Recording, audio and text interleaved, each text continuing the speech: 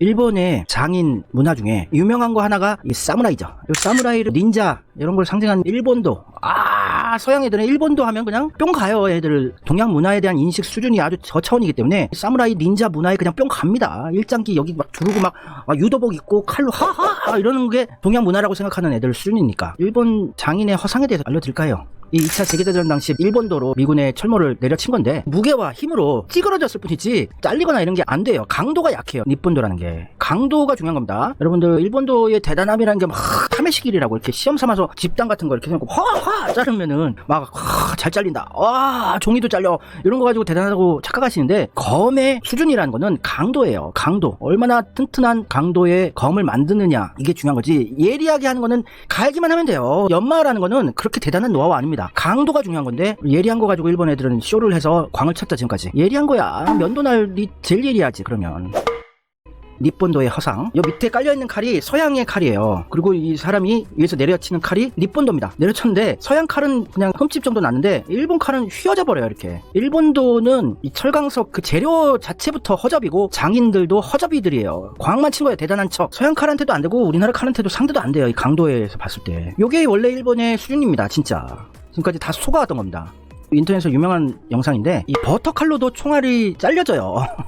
납이기 때문에요. 납은 손톱으로 이렇게 긁어도 흠집이 날 정도로 연한 재질이죠. 탄두가 일본도로 갈라진다고 막 광을 쳤었죠. 근데 버터칼로도 잘리는 게 총알 탄두예요. 한번 봅시다. 일본도에서 이렇게 탁 잘린다고 일본도가 대단하다고 생각하던 사람들이 있었는데 이 버터칼도 잘린다.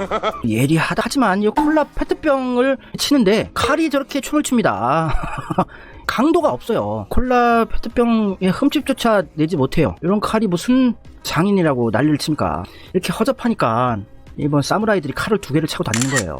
이게 멋있어 보이려고 차는 게 아니라 칼이 약하니까 항상 저렇게 두동강 나버리고 하니까 칼을 2개 들고 다니는 거예요. 사무라이들이. 불쌍한 애들. 흑백 사진에도 칼 2개를 차고 다니지 않습니까? 일본도가 너무 약해서 그런 거예요. 근데 얘들이 하는 게 요까지 짓이나 하는 거예요. 요게 또 장인들이 뭐 자료를 모아놓은 거라 그러는데 사람 배기 이렇게 분류하고 명칭 만들어 놓는 거 굉장히 좋아하는 애들이에요. 그래서 우리나라 영문법이 일본식 영문법이 들어와서 우리나라가 아직까지도 지금 세대들도 문법 공부하고 명칭 외우고 이러는 거예요. 주어 명사, 목적어, 관계대명사, 부사 뭐 어쩌고저쩌고 이런 거 분석할 시간에 검의 강도, 철광석의 품질을 높이는데 연구 개발해야지. 무식한 잔혹한 애들, 잔인한 애들이에요. 사람을 데려다가 칼 잘 드는가 한번 연습을 해보는 겁니다. 아주 미개한 게 바지가 없어요. 바지. 야만인들이죠. 미개인들. 원시인. 원시인들이에요. 바지가 없어요. 지금도 이 맛질이라고 하죠. 축제 같은 거 하면은 이 훈도시라고 하죠. 이 빤스. 똥꼬 빤스를 훈도시라고 그러는데 빤스만 입고 애나 어른이나 이러고 시내 한복판에서 축제라고 와쇼이 하는 거예요. 치마라도 입든가. 엉덩이 까는 거는 아무것도 일도 아니고 공중파에서 엉덩이 까고 이럽니다. 이렇게 또 분류하는 거 되게 좋아합니다. 얘네들은 나름대로 막 학문의 체계를 만든다고 하면서 뭔가 명칭을 붙이고 분류하는 거 좋아하는데 이 일본도의 단면이나 소재를 어떻게 복합적으로 해서 만드느냐. 소프트한 거는 시간이라고 하고 좀 중간 정도의 강도는 가와가네, 뭐 딱딱한 건 하가네라고 해서 나름대로 대단하게 막 분석을 해놓는 거예요. 그냥 딱딱한 소재만 쓴 거, 하가네만 쓴 건 마루라고 하고 요 딱딱한 소재를 겉을 두르고 가운데다가 부드러운 것을 소재를 넣은 것을 코보세라고 하고 이렇게 종류별로 다 분류를 해놓고 명칭을 붙여놓는 게 일본 애들이 하는 습성이죠. 하지만 분류만 해놓지 정작 결과물은 허접이에요. 허접이. 결과물을 좀 보여드리자면 원래 정말 이상적으로 결과물을 만드는 게 요 정도 돼야 되죠. 요게 코보세라고 하는 겉에는 아주 강한 경도가 높은 소재를 쓰고 안쪽에 연한 걸 넣어서 이렇게 만든 게 아주 이상적으로 만든 표본 수준인데 일본도 장인들이 만들어 놨다는 일본도 검의 엑스레이 단면들을 보면 균열이 지고 지 멋대로 막 만들어 놓은 거예요. 이 제작의 노하우도 없고 품질의 일관성도 없는 거예요. 이렇게 허접하게. 요게 일본도 장인들이 만들어 놓은 검의 단면 수준이에요. 이렇게 불규칙적인 단면으로 만들게 되면 균열이 쉽게 일어나게 돼요. 전쟁에서. 요게 일본 장인의 실체 수준이에요. 실체예요. 정교함 이런 거 없어요. 정말로. 그냥 집요하게 꼼꼼한 부분이 있긴 있습니다만 일본이 철광석의 품질이 안 좋아요. 일본에서 산출되는 철광석이 모래라든지 불순물이 많이 섞여 있는 사철이에요. 그래서 10kg짜리 타다라로 재련을 했을 때 1kg 관계밖에 안 나와요. 10% 정도의 효율입니다. 아주 효율도 안 좋았고 이렇게 접수해 공정을 통해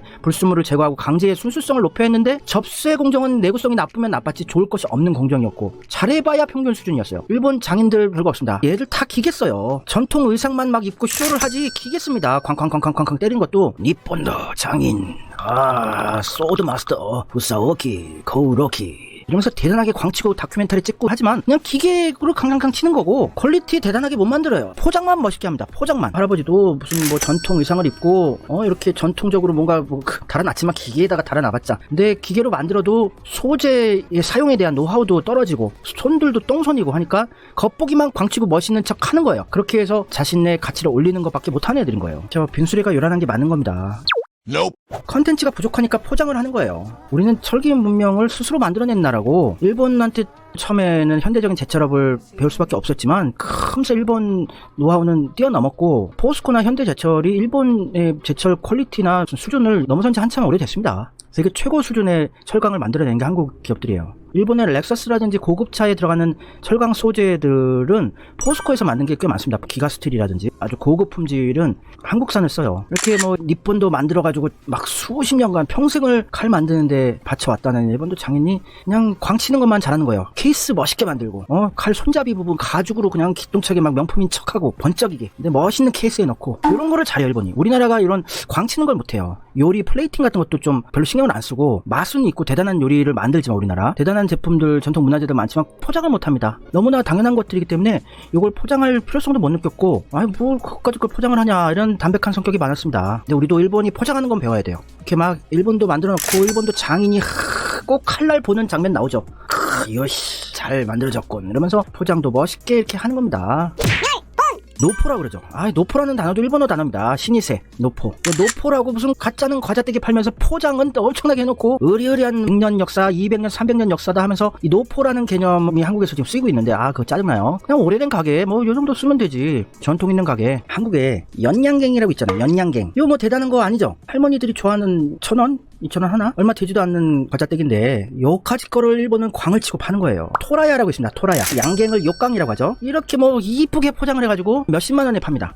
이게 일본의 실체라는 거예요. 우리는 별것 아닌 거를 이걸 광치고 못 파는 겁니다. 근데 맛은 별 차이도 안 나요. 한국 연양갱 1,000원, 2,000원짜리랑 수만원, 수십만원짜리 일제 욕강이랑 별 차이가 안 나요. 요 욕강을 파는 토라야가 전국에서 제일 유명한 건데 저도 선물로 많이 사서 선물하고 그랬습니다. 일본은 뇌물 바르는 거 정착돼 있는 문화라서 서로 과자떼기들 선물 주고 이러는데 귀한 사람한테는 이런 토라야 세트 10,000원, 20,000원짜리로 주죠. 근데 요 욕강 요까지 거 만드는데 몇 대째 만들어서 떼돈을 벌어가지고 아까사카라고 하는 제 가게도 있는 고급 동네에 건물을 이렇게 새로 세웠어요. 요까지 연양갱 팔아서.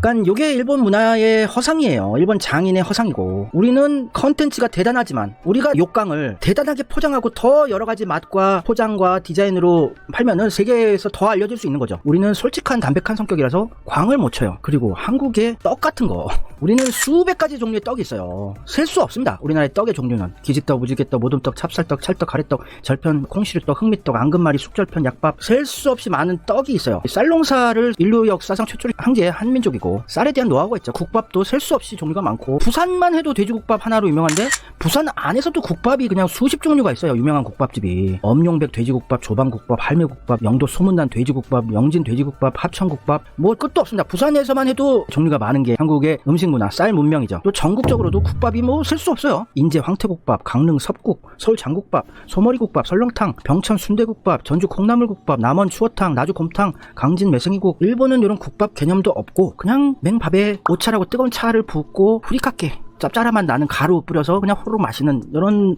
일천한 음식 문화죠. 우리가 이 국밥, 떡, 욕강, 영양갱 광쳐서 포장하면은 세계에서 일본을 압도할 수 있죠. 이런 수준인데 일본은 떡이 있어봤자 그냥 이런 찹쌀떡이에요. 뭐지 그냥 파는 거 이런 거를 뭐 신이세라고 노포 막 광치고 파는 거예요. 몇 대가 이어서 해오고 있다 이러면서 비싼 프리미엄 붙여서 파는 겁니다. 별것 아닌 떡이에요. 그냥 떡. 우리나라보다 종류도 많지 않습니다. 맵쌀을 넣지 않고 찹쌀만 좋아해요. 또 애들이 구강구조 약하고 이래서 부드러운 찹쌀떡만 좋아해요. 주구장창 찹쌀 이런 걸 포장을 대단하게 해내죠. 그리고 이 찹쌀떡 먹고 많이 죽습니다.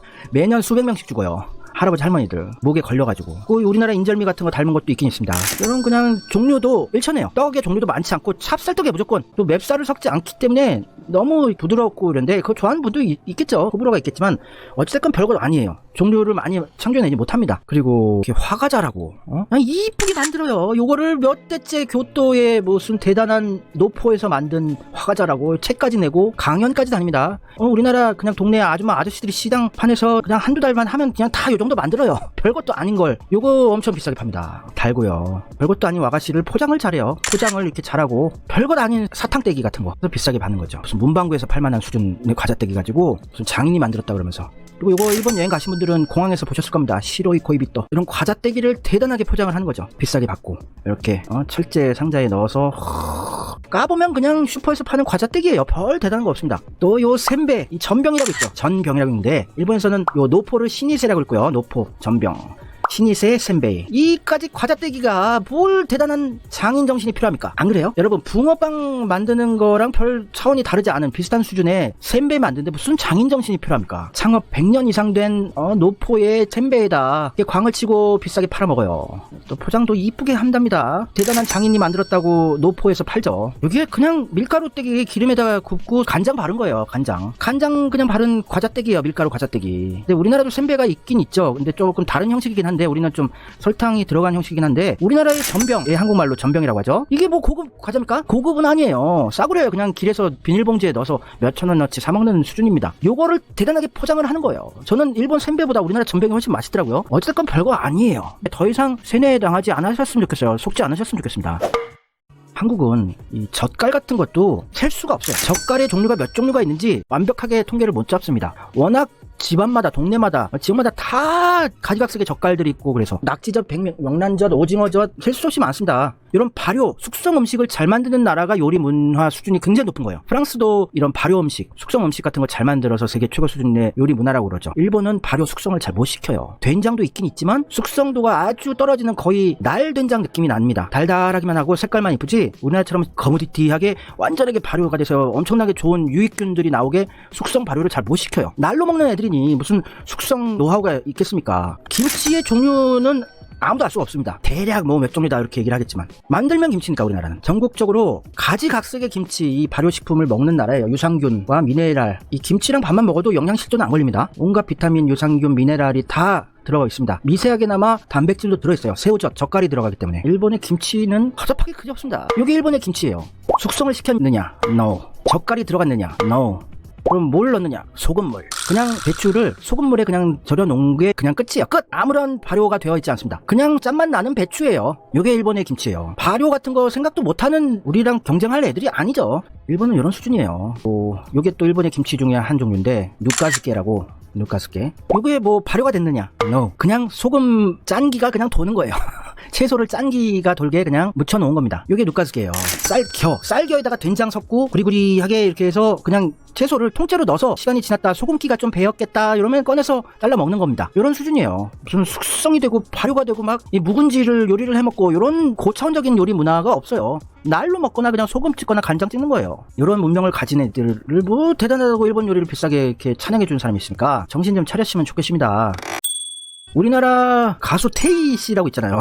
태희 씨네 밥상을 보고 놀랐는데 요게 우리나라에서 아마 가정식 중에서 가장 잘 차린 식사일 겁니다. 이렇게 잘 차려 먹습니다. 요게 평균은 아니에요. 그냥 잘 차린 걸 보여드린 건데 말도 안 되는 케이스가 아니라 요렇게 잘 차려 먹는 집안들이 꽤 있습니다. 우리나라는. 요 딘딘네 집도 엄청 잘 차려 먹잖아요.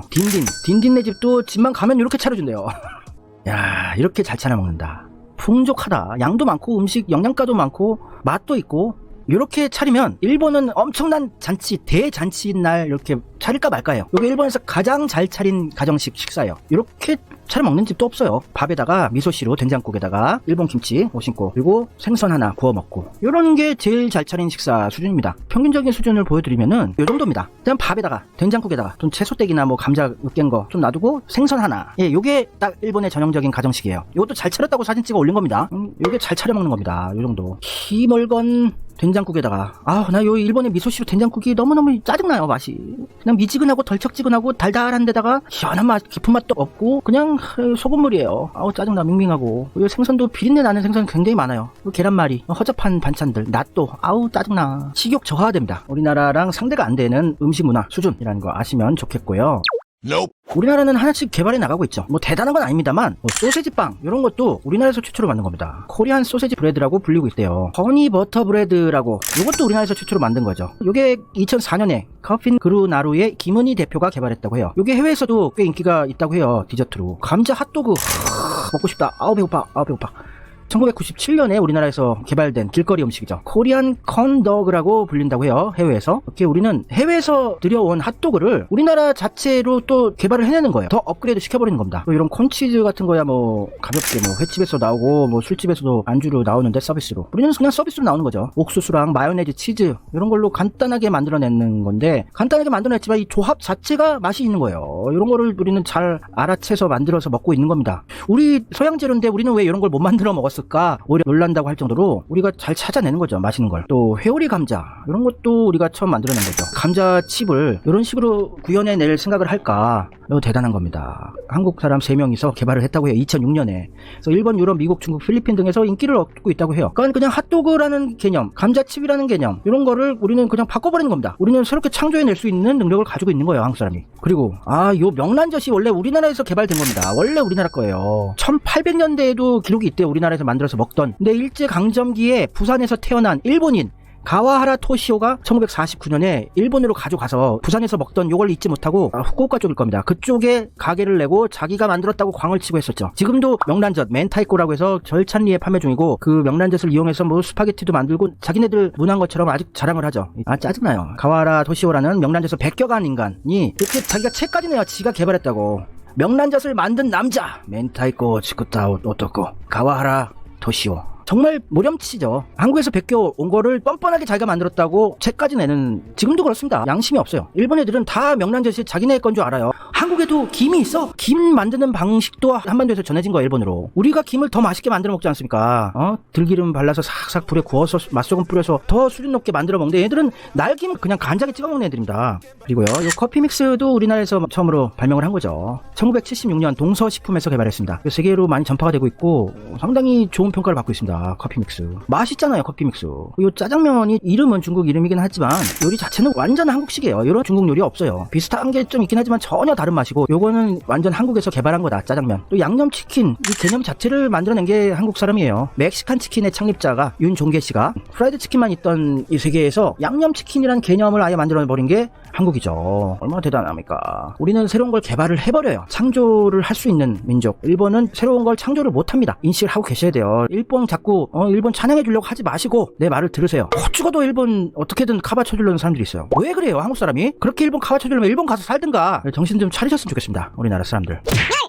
우리나라는 새로운 걸 계속 만들어내고 있어요. 문명을 창조해내가고 있습니다. 지금 산업화 시작한 지 얼마 되지도 않은 나라가 TV를 돌돌돌 말겠다는 발상을 해내요. 롤러블 TV. 이게 말려 들어가는 이게 상상이 되는 겁니까? 일본 애들은 상상조차 못하는 개념이죠. 작게 만든다는 개념 정도밖에 없는 애들이에요. 컸던 걸 작게 만들겠다. 이게 커다랐던 이 TV를 돌돌돌 말아 넣는다는 개념은 우리나라 정도만이 할 수 있는 능력치죠. 그 LG에서 새로운 가전들을 계속 만들어내고 있습니다. 지금까지 기존에 없었던 가전들을 만들어내고 있어요. 아이스크림을 만드는 기계를 또 개발했어요. 스노우 화이트라고 LG에서 여러가지 아이스크림 맛만 넣기만 하면 아이스크림을 만들어주는 거예요. 새로운 것을 이제 창조해내가고 있는 게 한국의 수준이에요. 요까지 거 가지고 또 이런 얘기를 하겠죠. 우리가 산업화 시작한 지 몇 년 됐습니까?